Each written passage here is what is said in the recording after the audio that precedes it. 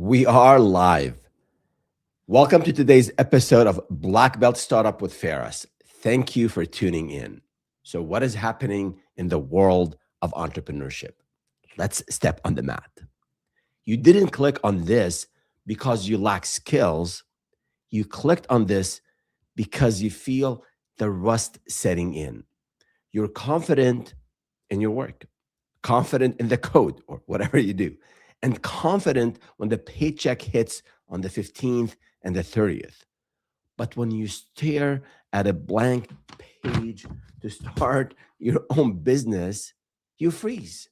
Now, this is not a talent gap, it is a resistance gap. That is the comfort trap I want to talk about today. I'm going to break it down and break down why comfort is quietly killing your entrepreneurial drive and what you can do about it.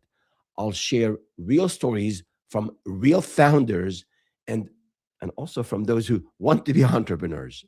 Now, let's get uncomfortable on purpose. And before I keep going, I want to pause for a second and thank those of you who are sharing.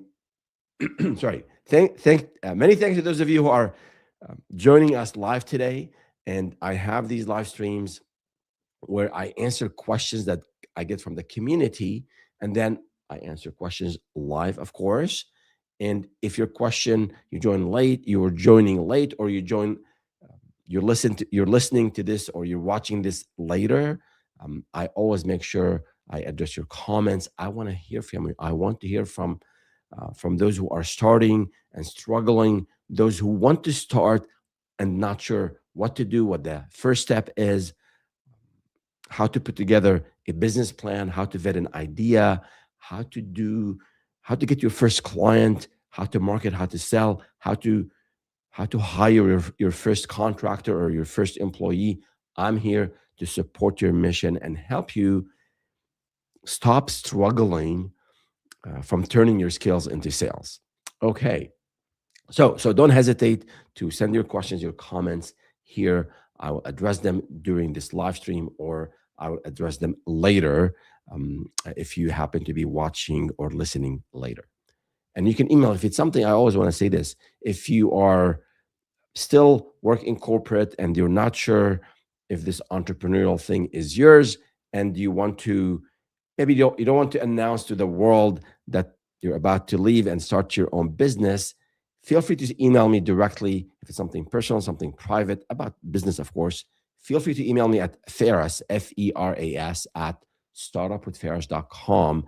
I read all the emails I get and I'll reply back to you, and I keep it all confidential. All right. So let's jump right into it and making sure I have a good technology check here. We're all good. So I've been hearing this a lot, more and more. People say these are established professionals, people who've been in the workforce for 5, 10, 15, 20 years. They say, on paper, I'm doing fine, but I haven't built anything meaningful. My confidence is slipping. I have time and I waste it. And over the years, I learned something simple. Confidence doesn't grow from comfort. It grows from exposure to difficulty. Whether you're doing this in business, in your own challenging hobby, if you're in martial arts, when you step on the mat, confidence is built not when you repeat and keep repeating the things that are comfortable to you. Confidence is built when you expose yourself to difficulty. And science supports this. It's not just me saying it. In a book I read recently called Rewire Your Anxious Brain by Catherine Pittman and a co-author, they discussed how this concept, in psychological terms, they call it exposure therapy or systematic desensitization, which basically involves a gradual, steady process of increasing exposure to something that you fear, to a feared situation, so the brain can make new safe connections. So that's important. gradual, steady process of increasing exposure to feared situation. So, and this whole concept of keeping on learning and keeping on exposing ourselves to new ideas will help create these strong or new connections in our brain. It's important because in business, you know your domain really well. If you want to be a consultant, you want to start your own business, my assumption is you know your domain really well. It could be IT, it could be HR, it could be workflow automation, it could be something in manufacturing, you name it. It could be you're a medical doctor now and you want to do something on the side and you want to build a business that you want to retire into, not just your medical field. Whatever your knowledge is, your domain knowledge, you know this very well. But there's so many other things in entrepreneurship you have to get right to build and grow a sustainable and a profitable business. So learning is part of it. And what I was saying earlier, uh, and what science also confirms, is that by exposing ourselves to things that are difficult, things that we fear, our brain can make these new safe connections. Also, in a book I read last year, or even more than maybe a year and a half ago, I love that book by Adam Grant called Hidden Potential. He highlights how expert language learners, polyglots, they overcame their lack of confidence by aiming to make 200 mistakes a day.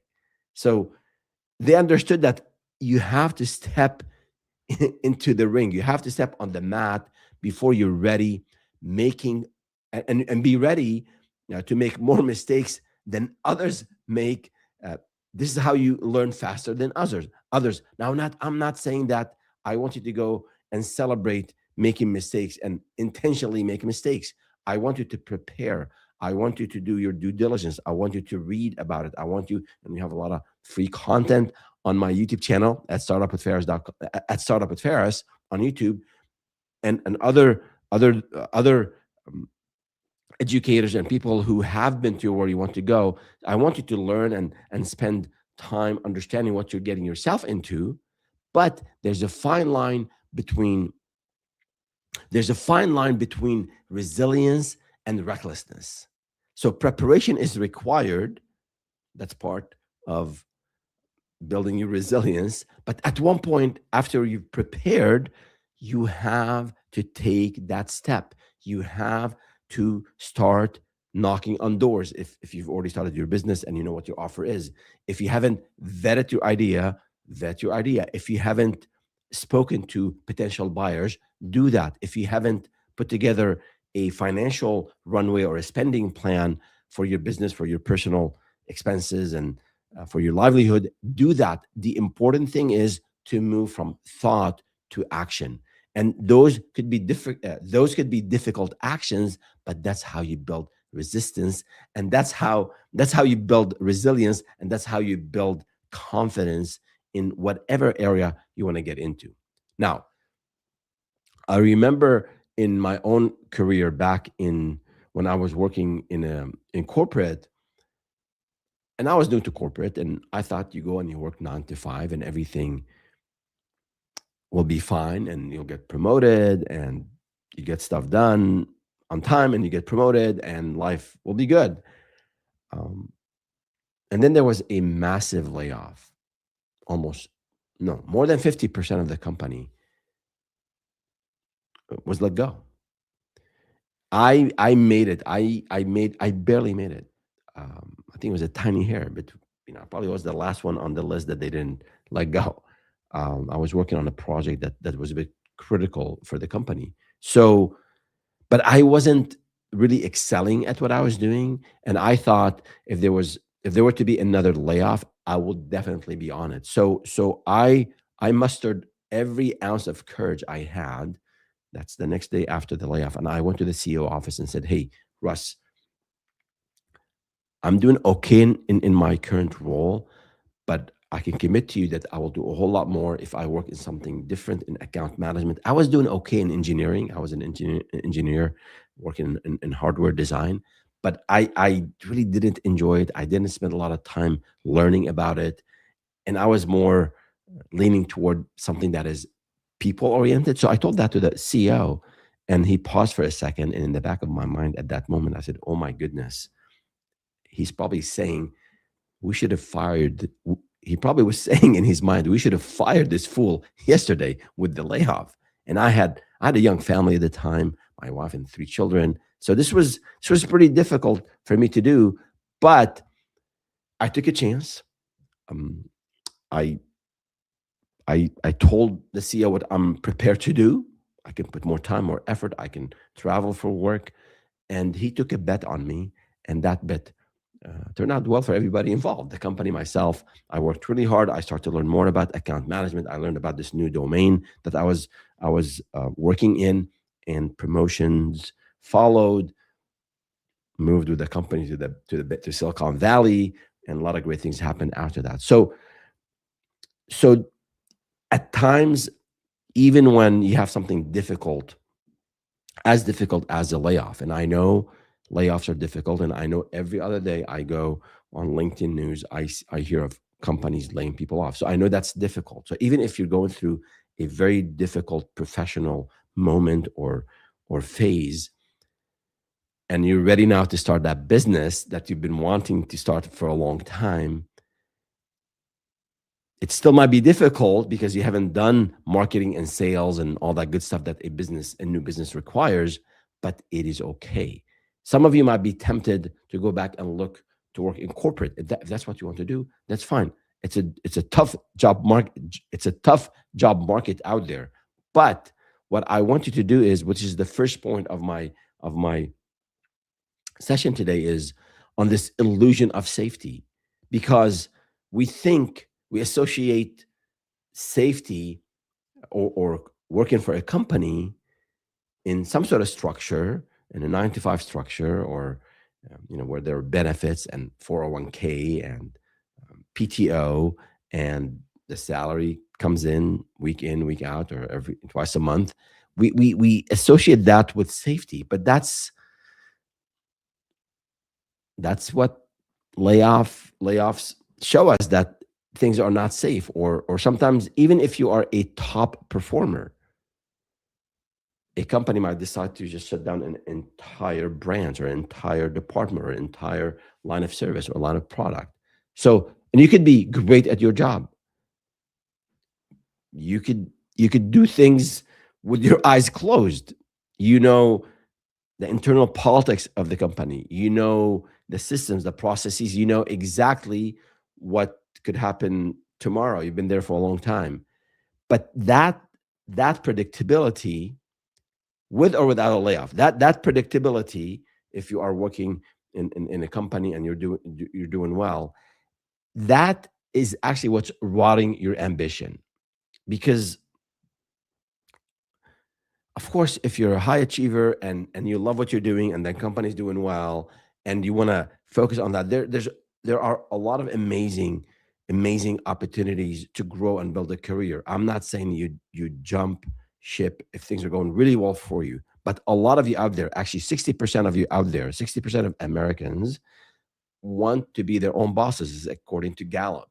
So if you have that thought in your mind, and if you want to start a business, I don't want you to confuse safety with stagnation. And I want to give you examples, like throughout this session today. I want to give you examples from founders I speak with, and I speak with 2 to 3 founders every week. And I hear a lot of some good stories, some horror stories. I hear some hesitation, some doubt, some lack of confidence. And I also see and hear resilience, and people really committed to do something with the little that they have, resources and time and effort. So, but I don't want you to confuse safety with stagnation. And this founder I recently spoke with, let's call him Terry. He's a top 1% in sales in his area. He knows how to nurture a lead. He knows how to close a deal. He knows how to generate revenue for his business. But when we talked about starting his own shop, he froze, because he's not used to, or he's used to, this shared resources. or or what a big company offers. There's a CRM in place. There is a marketing department where they generate leads, and they provide, and they generate assets and case studies and plan to attend conferences. He's also used to the paycheck is guaranteed with a nice commission in his case. But the issue of being confident in this shared resources area in the company is that you're building that confidence inside the system, but then you're terrified outside of it. And that is the comfort trap, which is what I called this session today. Because this is the comfort equation. You have stability, yeah, you have stability, which leads to predictability, which leads to reduced resistance, which leads to reduced growth. So if you're not growing, if you're not learning new skills, actually even in your career, not just for new business, if you're not raising your hand, if you're not taking on more challenging projects, then things will be predictable, things will stagnate, and then there's no resistance, and then there's little or no growth.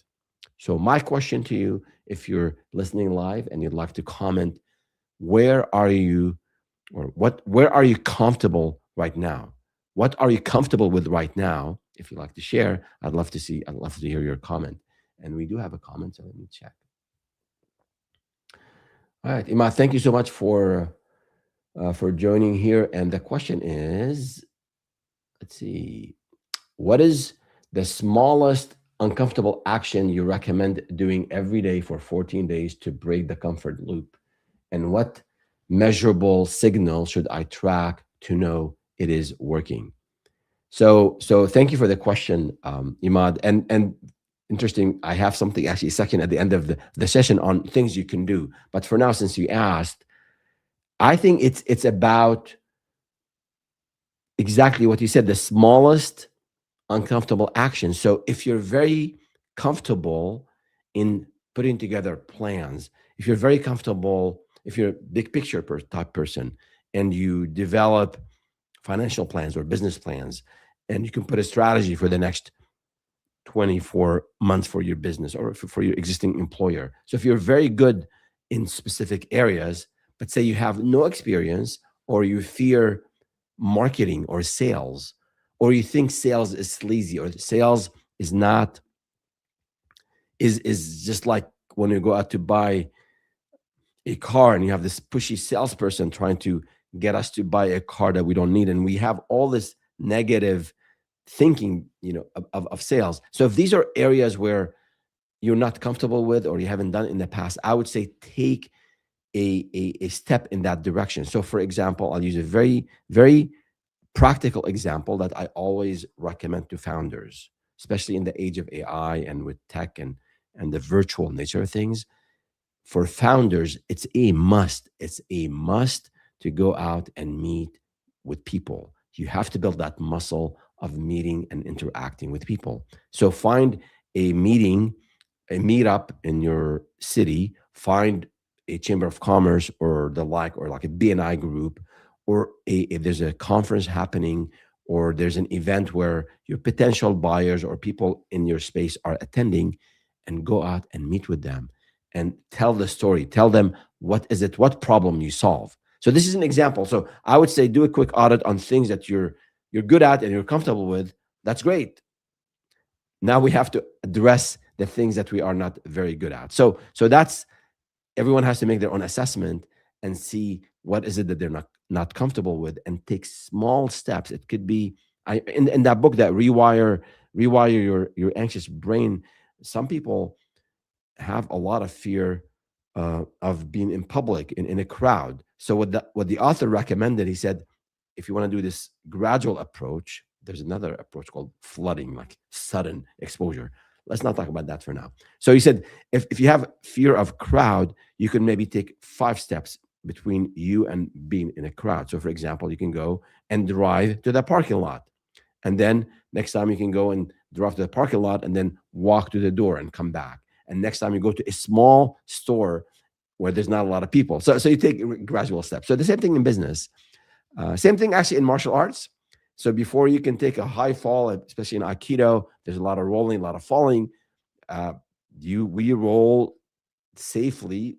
We do a sit fall. We roll backward slowly and try to get smooth, do it smoothly. Then you roll forward, and then you do this high fall, very very impactful fall. So I think identify areas where you don't have experience in or things that you fear, and just decide what the next step is. So hopefully this is helpful. I think everyone has to make their own assessment to identify what works for them and what they need to work on. Um, I'd love to hear from you on things you've done as well.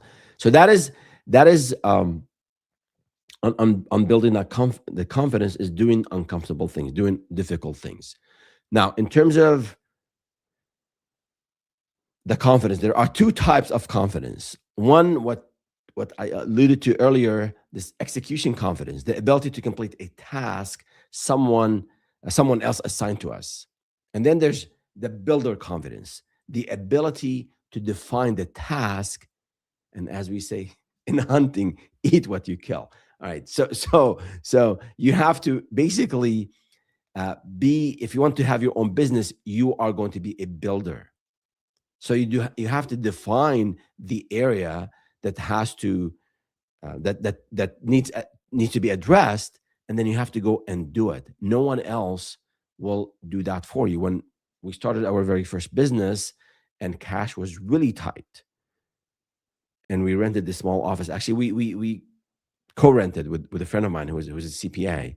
He had one office, one room, and we had the other room, and we were picking up the trash at the end of the day, at the end of the week. So I was the janitor, and then when I was going out and knocking on doors to sell, I was the CEO of this company that was selling digital marketing. So you wear all the hats. So you have to build every aspect of the business. And when I was saying earlier that comfort um, doesn't help you with confidence, comfort doesn't kill all confidence. It kills the builder confidence, because it tricks you into thinking that because you haven't built a business yet, you can't. So let me walk you through some scenarios. And before I walk into these scenarios, it looks like I have another comment from Imad. Thank you again for the follow up. Let me address that. So Imad says, so sales is my game. Great. You are actually 68 to 70% of founders have no sales or marketing background. So you are in the few that are strong in sales. So that's great. Not afraid of sales. I would say the uncomfortable thing is exactly what you have mentioned in your last example. When I worked in B2B, in a B2B business, I was a sales achiever. Now I'm alone starting my own business, and I don't have the resources. Yeah. So that's a very good example. So I can relate to that. When I was laid off, so I was a VP of sales in in a tech startup here in Silicon Valley.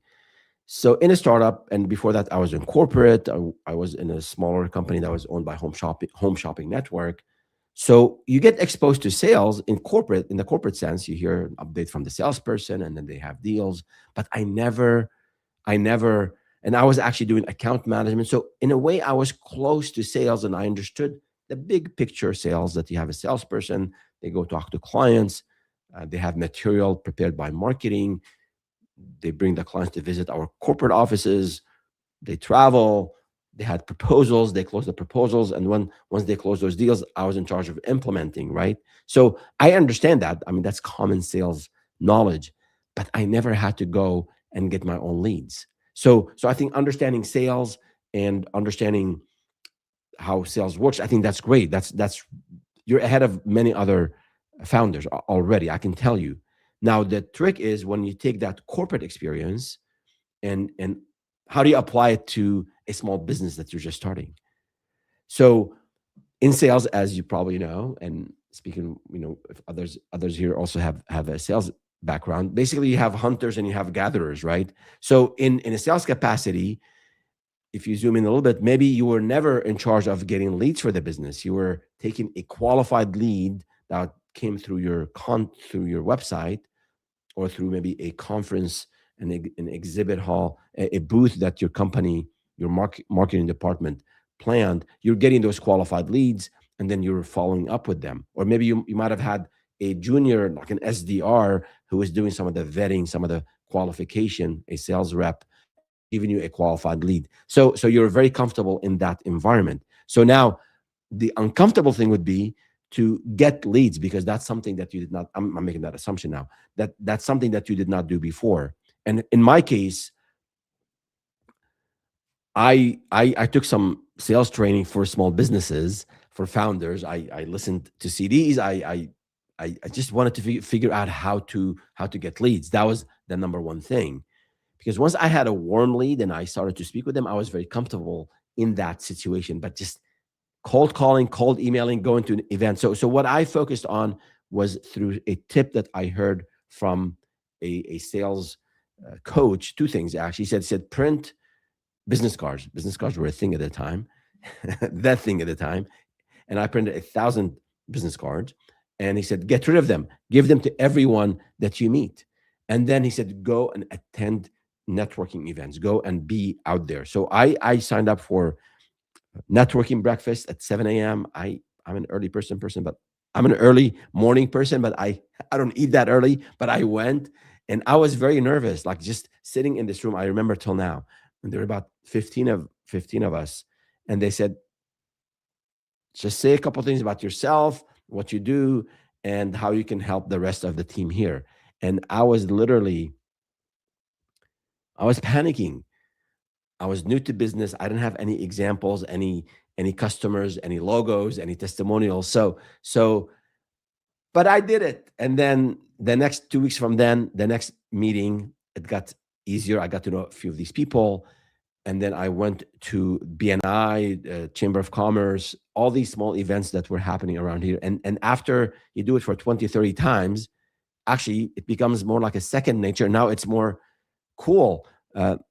Let me see if I can now engage in a conversation. Let me see if I can follow up. So that's what worked for me, is going into these events, into these meetings, in-person meetings, and get to tell the world about what I do. And what I tell other founders is, you really have to be a a walking billboard. You have to make sure everyone knows that you're starting this business. Everyone in your network, friends, ex-colleagues, suppliers, vendors, do a very sustained campaign, in a way, of reaching out to people in your network, and obviously set up some meetings, attend some meetings where you meet also strangers. And obviously, if for some of the folks who are watching now, or later, if you happen to be living in a very small town, you don't have a lot of these meetings, then the next best thing is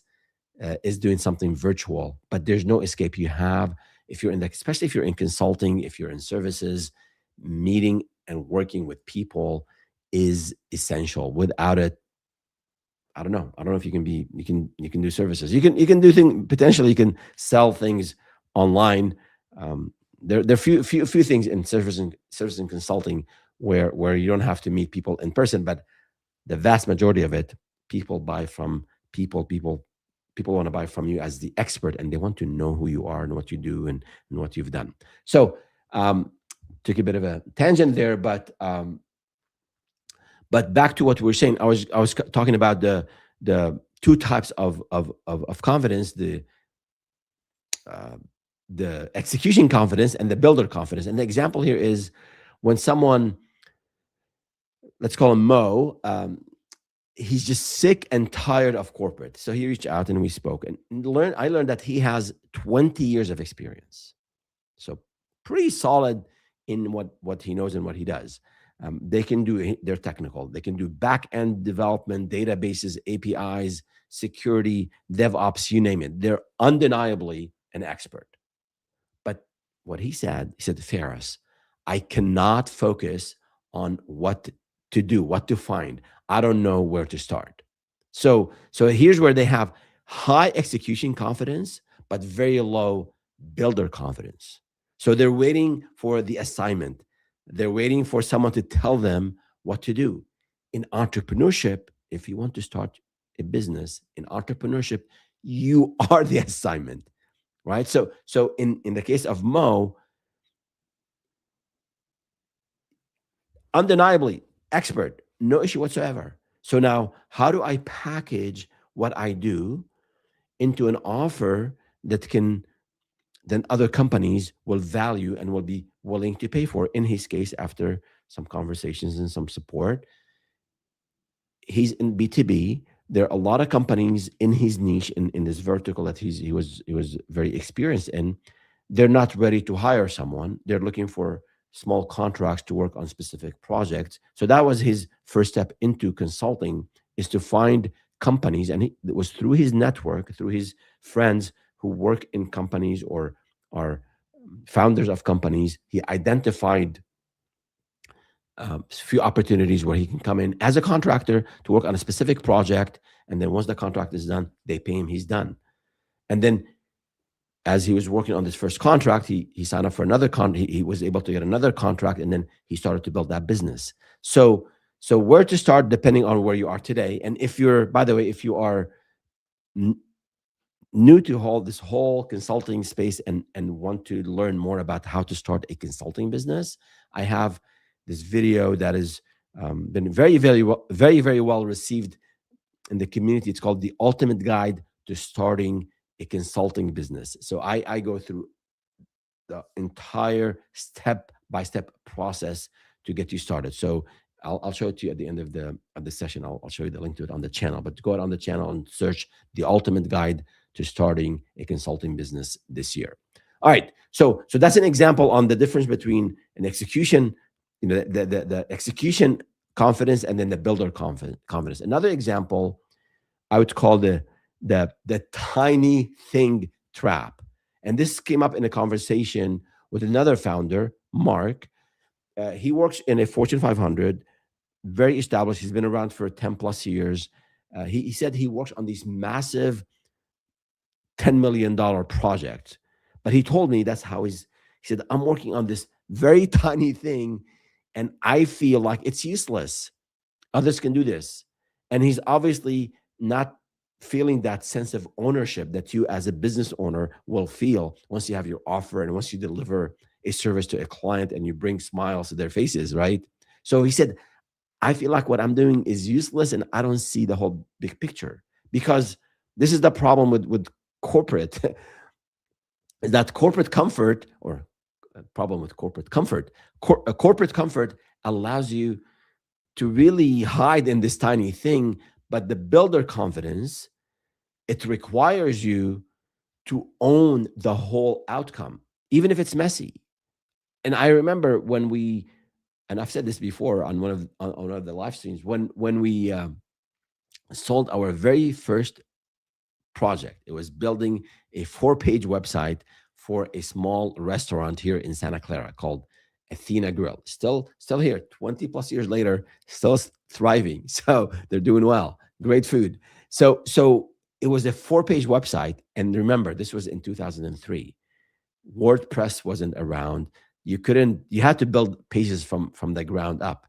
So it took us literally 3 months to finish a 4-page website, a simple 4-page website. No e-commerce, no um, cutting edge technology. It was basically a simple website with text and images.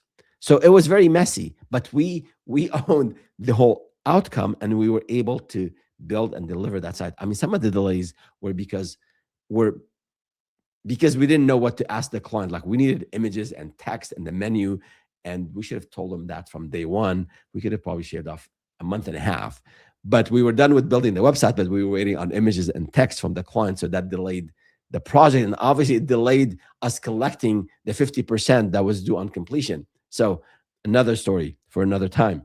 But the idea here is that it was really messy to build this 4-page website.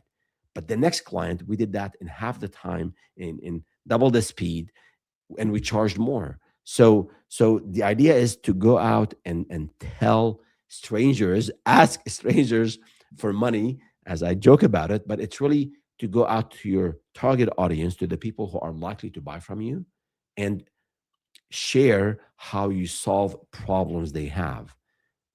If you get feedback on your pitch, you improve it the next time around. If you get rejection, that is okay. Rejection is part of sales. I mean, we later grew to seven figures and later to eight figures. And I can tell you, even then, our top performers, or our performance as a company, we were closing one out of three deals. So even when you are a coveted consultant with amazing certifications and top logos, we had the top logos. We had Salesforce, Google, we had Fortune 50 as clients, Fortune 500 in e-commerce, in healthcare, in insurance, Blue Shield, Blue Cross. We had the brands, and we had published a book, and we had senior talent, amazing consultants.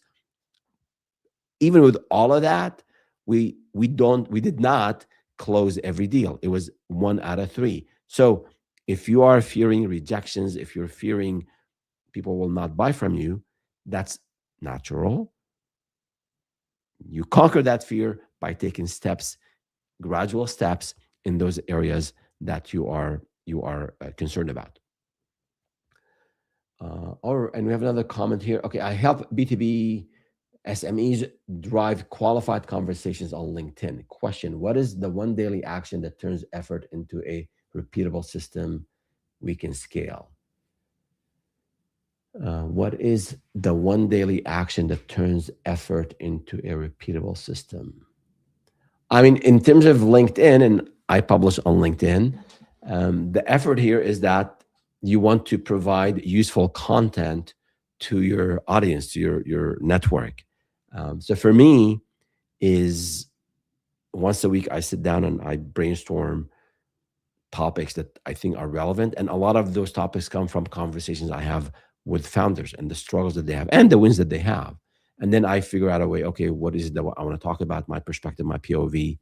And then um, I prepare it. So I think for me, and I think that applies to others as well, is if this task is important for the business, then I have to plan it and then I have to execute on it. And it's a top priority. So 30 days, 30 minutes every day is for me to prepare that post, my own thoughts, my own POVs, my own experiences, my own examples. Of course, I use AI. Of course, I use AI, but I come up with my own content, my own ideas, and then I polish it. Instead of sending this to my business partner or someone else to check my grammar, I have AI do that for me. Okay, so I think in terms of I think for SMEs to for small medium sized enterprises, small companies, whatever. I mean, there's so many things you can do in marketing. So being active on LinkedIn is something that I do, and I recommend others to do. But it's only one way. Uh, Going and meeting people is another way. You can run paid ads on LinkedIn, on Facebook, on Google. Obviously, learn about paid ads. Learn about landing pages. Learn about targeting before you spend money on ads. You can go and have a booth at a conference. So there are gazillion ways to do marketing, and I have a video on marketing, the earned media, the owned media, the paid media, all that, the shared media, all of that. So I would say as a new business owner, you're not going to be certain which one will work better for you. A lot of it comes with the things that you're comfortable with, the things that you are good at, and then how you the things that you put time into, and then that would lead to leads. So you can potentially, some people, you can hire an agency to do things for you. My POV, my um, I want to say rule, strong guideline here is that initially as a founder, do not hire for sales and marketing. You have to do it yourself, because if you don't know how to sell, you can't really discern how the right person to come and do sales for you. So you have to experience it yourself. And then once you experience it yourself and you have a track record, you can either hire your first salesperson or your first marketing person, or you can, contract to others. So I say there's no escape. You gotta do the work. in sales and marketing. No way to I don't recommend that you outsource that. The third the third thing I want to cover today is in terms of discomfort. Um, it weakens initiative. Um, when we are in a routine, comfort sustains routine, but weakens initiative. So I'll give you an example, and maybe call the rust factor here. So I have a name for each example. So if you're not, as I said earlier, if you're not exposing yourself to resistance, um, just like just like it's simple biology. If you don't lift heavy weights, you're not going to build muscles. Your muscles shrink. So if you don't face rejection, your courage is going to shrink. And um, it's hard. Like even after all these years, and even after building the companies and all that good stuff, it sometimes you still have to force yourself to do certain things. I can tell you, this is a real story. Happened a couple months ago. I was at an event here for a nonprofit called Biz World. They do great work where they work with young children to teach them about entrepreneurship.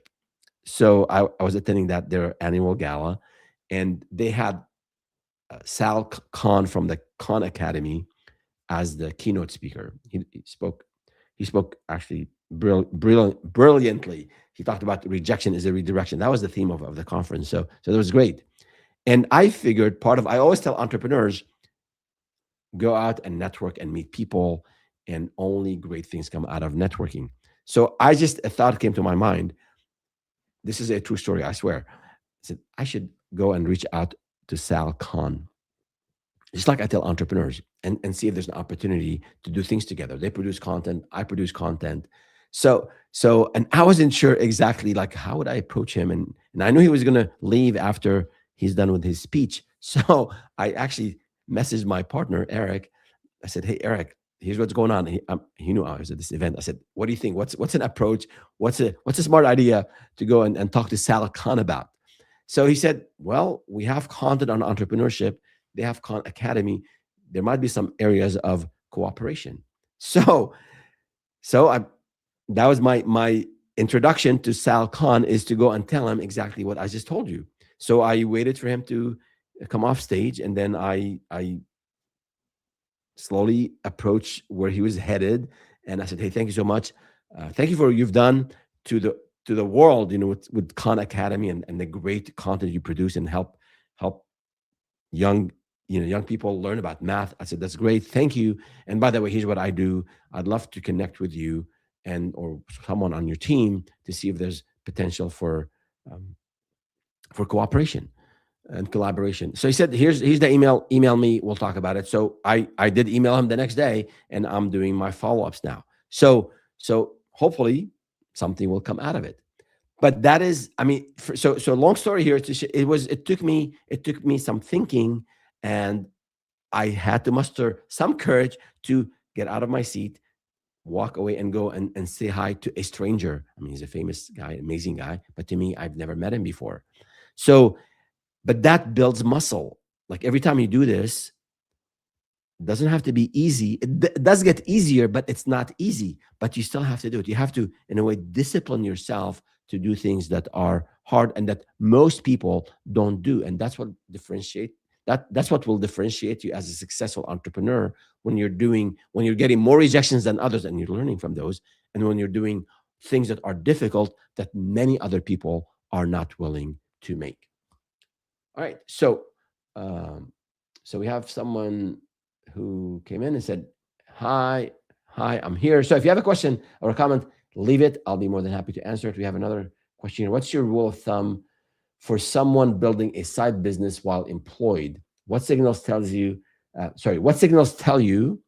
it is time to switch full-time? Great question. Actually, I have an entire live stream on building a 6-month financial runway. And actually, I tell people the best time to start a business is not when you don't have money in the bank. It's not when you're struggling financially. It's not when you're laid off and the severance is about to evaporate. The best time to start a business is when you are working and you have the benefits and the salary and the PTO, and you start taking time not from work. You have to meet your obligations and excel and do above and beyond for your employers.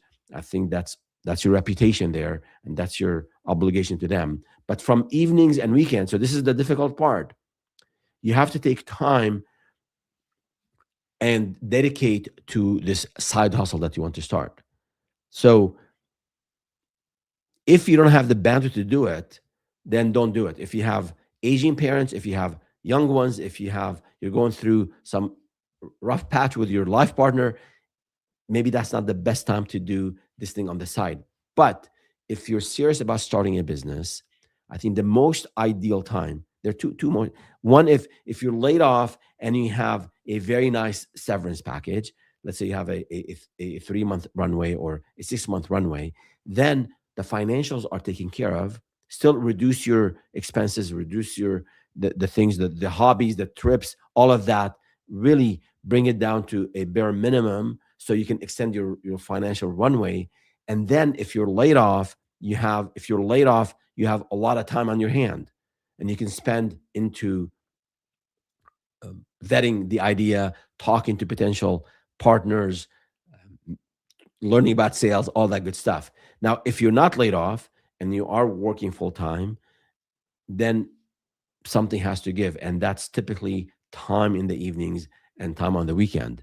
But that's what I would do. I would actually do a lot of the work, all the business planning, vetting the idea, market research, competitive research, putting together maybe the website without maybe launching yet, preparing my messages that I will do on LinkedIn, doing all that in the background, and potentially work on a project or two, learn how to sell and deliver. And I think at that time,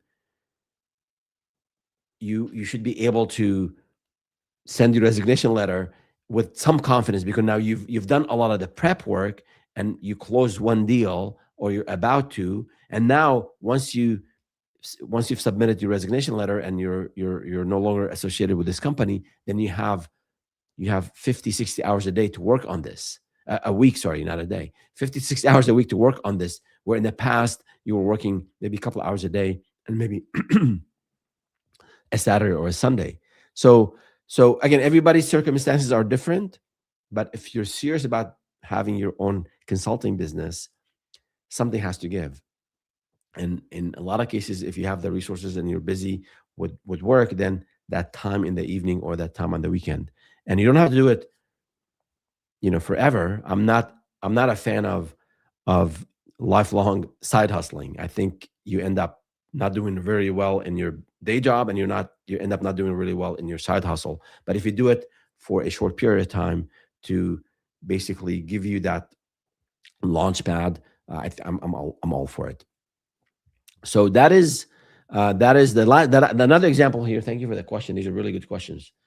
And we have another question here from Eric. Eric, Pat, yeah. So I'm a student at a high school, and I'm thinking of where specifically should I invest in real estate. So if you're a student in high school and you want to invest in real estate, I'm assuming you have access to capital. I'm not a specialist in real estate investing, but I can tell you that if you want to invest in real estate, this is a commitment where there are two type of assets. There are liquid assets and then illiquid assets. So real estate is illiquid asset, meaning if you invest in an apartment, in a condo, let's say in, I don't know, Santa Clara here in California, you have the capital or you borrow whatever way you get to own a property and rent it. Just keep in mind that that type of investment, you can't get that money quickly if you ever needed that money, because you might want to get that capital back in 2 years from now, and then the economy is awful, the real estate market is down. So I would definitely look into, depending on your financial goals. I think before you say I want to decide. I want to invest in this or that, in the stock market or in real estate or in Bitcoin. There, I think, learn a bit more about the different investment vehicles, the pros and cons. Also, you want to make sure your financial goals are clear. If you need cash in the short term or the midterm, putting money in something that is more of a long term type investment is not recommended. So, so yeah. But I would say learn before you invest into anything. Learn a lot about what you're investing in, and don't watch, don't fall. I mean, there's just so much content on YouTube and also on social media in general on getting and becoming rich very quickly. Like these rich get rich quick schemes. They're schemes. There's there's no getting rich quick way. Look and speak and follow all those who have built something meaningful and built 7 and 8 and 9 figure businesses. They work their butts off. They failed. They tapped into their savings. They gave it everything they had to make it and make it big. So there's no overnight success. There's no investment that is guaranteed. Success is not guaranteed. Returns on investments is not guaranteed. So you have to look at your financial goals, and you have to look at the capital that you have, and then you might want to diversify your investments so you have a balanced portfolio. That's as much of an advice you'll get from me on investment. I'm not a uh, I don't specialize in that area. So, but thank you for being here. Happy to answer any other questions you have about consulting or starting your own business.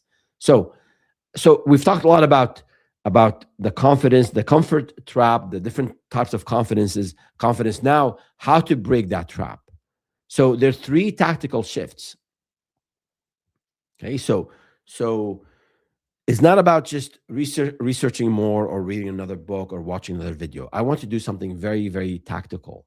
I want you, if you're about to start a business or you started a business, think of the first tactic here. The first tactical shift is you have to do unscalable things. Meaning, I'll give you an example. If you have a client and you offer financial services, consulting on financial services, and let's say they're not tech savvy and they don't have access to systems and they don't have access to, they have everything maybe on paper. So if you're waiting for them to email you or give you access to systems, you will never be able to make progress. So you might have to go and visit them and get stuff, get the material, the content you need, from paper, make copies, whatever the case might be. So if you're waiting on customers, they just won't give you what you need, and that will just slow down the sale and also slow down the project if you're in charge of delivery. So doing unscalable things is important. So, for example, Brian Chesky, Chesky, sorry, Brian Chesky, one of the co-founders of Airbnb, he said when they launched their app early on, this is like early days of the internet and mobile and all that good stuff. They noticed that people who listed their properties, they were not uploading images. And from their own data, Airbnb, they knew that people who uploaded images, they had a higher success rate of landing guests to their condos and houses. So actually, Brian and his co-founders, they went to New York City and they went to these places where people listed their properties, and they helped them. They brought in a photographer to take pictures of of these hosts' uh, homes, and then they were able to post these pictures online, and then that led to more traction and more rentals, and everybody benefited. It's not Airbnb's job to take pictures of your house and put it in your Airbnb profile. But what the founders of Airbnb did was to solve that bottleneck, that initial bottleneck, because again, phones, mobile phones, and all that was just really new at the time. So as a founder, a lot of times you have to do unscalable things. You have to do things that are way up, that are above and beyond what you should be doing as a consultant, but that will help you close the deal. That will help you remove any friction between you and closing the deal. And also, once you close the deal, it will remove friction between you and delivering what you sold the client. So that's one thing. The second shift here, and again, for those of you who are joining us now, thank you for being here. I'm going over that confidence that we have, the comfort, the comfort trap, the confidence we have when we are executing in a company, and then the builder, how to establish that builder confidence, where we can own the outcome and we can do the things that are difficult for us, and that's how we build muscle in entrepreneurship, and that's how we grow our businesses. So the tactical, I have a couple of tactical shifts, and then I think we have another question here, but let me finish this section. So tactical shift number 2, I would call the 10+5 challenge. So if you want to kill comfort, and I know I talked about this earlier, but it's really important. If you want to kill comfort, especially in sales and marketing, and you have to have a rejection target. I think Noah Kagan talked about it in his book, $1 Million Weekend. So I think he put a goal of 100, if I remember correctly. But my recommendation for you is to, I have the 10+5. So 5 is you research 5 competitors really thoroughly, understand everything about that space. And then the 10 and the 10+5, reach out to 10 people and set a date. Today is Tuesday. By next Tuesday or by this weekend, by the end of the weekend, I will have talked to 10 people. Those are potential buyers. Just do it and prepare. And again, if you go to that video I mentioned, the ultimate guide to starting a consulting business, I have examples of what to say and what to do and how to follow up. So the idea is, you want to think of the problems you are solving for this individual, and go and pitch. The pitch will not be perfect. You will be nervous. People will sense it, but that's okay. You'll be less nervous the second time around, and you'll be much less nervous the third time around. So, but the idea here is to build that muscle of being out there. Because if you're not getting rejected, you are not building, and you're just planning. And the third shift here, and then I'll go to the question. Um, Tactical shift number 3 is, which Imad, you mentioned this earlier, about the financial reality. This is what I said. I said I have a point on it later. So you'll have voices, whispers in your head that I can't afford to leave my company. I can't afford. I have a family. I have obligations. Yes, I don't want you to be reckless. I want you to make sure you have a financial runway, as I said earlier. But this founder I spoke with, Tom, he said, if I had 6 to 8 months of coverage, of runway, it would be a no-brainer. So the discipline gap for him here, for this founder, Tom, is financial.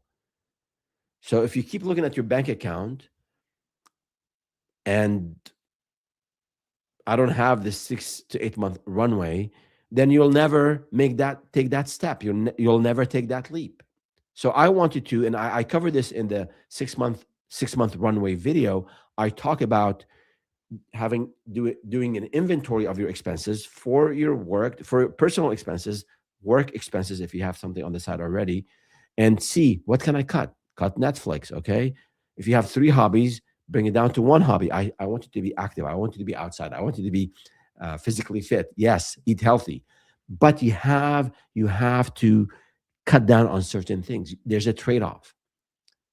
Life, you have there's no it's I won't go into a preaching mode here, but something has to give. And typically, if the financials are limited, we have to cut down on expenses. Now later, once you make it and you make it big, then you can go and have all the hobbies you want. You can go and spend and buy the car that you want to buy, or buy the house that you want to buy. That's fine. Initially, that gratification, you have to control that instant gratification. And it's hard. I know we're bombarded daily by marketing messages to buy this, to go on this other vacation, to try this new thing. I get it. But if financials, if the issue, if the blocker in your mind, and it's for many people, it's the financial reality, then you have to work toward building this financial runway so the financials are in order so you can focus on the business. Okay, so I have one more section to cover, and these are exact steps you can take to get to where you want to go in terms of building the business. But before I go that, let me answer the question you have here. For a business built around LinkedIn, would you count running pilots, doing one-on-one audits as doing unscalable things? And what is the right unscalable phase before you systemize it? So yes, I mean anything. If you don't have any clients now, and you know your offer, you know your program, you know how much you want to sell it for, and you know how to do outreach, like what else you're going to do? So reach out and doing unscalable things, audits, helping people benefit from your service. We used to include mini audits. We used to do, if a client is something, is a like a Fortune 1000, Fortune 100, we would go above and beyond and do like this amazing audit at no charge to show them the depth of our knowledge in this domain when we were doing marketing analytics. And a lot of people, most people would be very appreciative, or everybody would be very appreciative. Most people would buy from us, a few would not. But that was a huge investment of time on our end, but it made the life of the salesperson so much easier because the clients were just so impressed with what they were getting for free before they even sign up with us. So in their mind, in the client's mind, oh my goodness, if I'm getting this kind of value before I sign up with them, oh my goodness, what can I, what is it that I'll be getting once I sign up with them and they are the consultants taking care of my business? So I'm all, especially initially, you bend over backward for the client. Make sure they're succeeding, they're successful. They will be your best referral engine. They will send clients your way. They will, most everybody. This is, some people are just some people are just not the type who reciprocate. But the majority of people are will help you. They'll appreciate what you've done. They'll tell their friends. They'll tell their network. So 100%. I mean, find whatever is difficult for the clients to do, because a lot of times you have a solution, you have an idea, you offer the solution. The client doesn't know how to implement it. So if you go and help them, hold their hands, let them implement and see the value, they will buy your service, and they might actually ask you to do some extra consulting because they don't have the bandwidth to do it, for themselves. So I'm a big fan of going above and beyond, especially early on. If you make the most difficult client delighted, I mean, if you make the most difficult client happy, the rest of the clients will be super delighted. All right. So in terms of the things that I want you to do, that you can do, the things that uh, are more important than optimizing your profile on social media, once uh, tweaking the logo, updating the website. Those are important. Once you've done them, that's it. No, you don't need to keep focusing on that. You need to do 5 things. Step one is controlled discomfort. So take on a project that scares you slightly. Now, this could be in business, in the realm of business, or something personal. Also, if you have the bandwidth, long-term discipline practice. Pick something, a hobby or something where it has a long-term type of goal. In martial arts, pick Aikido, for example, or another art, and say, I want to get to black belt. That commitment, that discipline, the knowledge, the showing up every day, stepping on the mat, literally in this case, even when you're not feeling well, even when you really like your shoulders aching a little bit, do your stretching, right? So take something that has of a long-term nature, and commit to it. I think that builds commitment, that builds muscle. The other thing is, step number 3 is, you got to do an audit of your environment. So an environmental upgrade. You have to surround yourself with builders. If you I heard this I heard this from someone many years ago. He said, "Look at the 5 people you surround yourself with, and the 5 books that you read today, and that will tell you where you will be in 5 years." So this tricky now. We might be comfortable and we have fun with the people we hang out with, but if these folks are not builders and they're not serious about life, about growing personally and also in business, then they will hold you back, knowingly or unknowingly, because you're on a different, you want to be on a different wavelength. You want to be successful, you want to work hard, you want to build. If those around you are not, trust me, it will be a big distraction. Step number 4 is habit audit, and that is,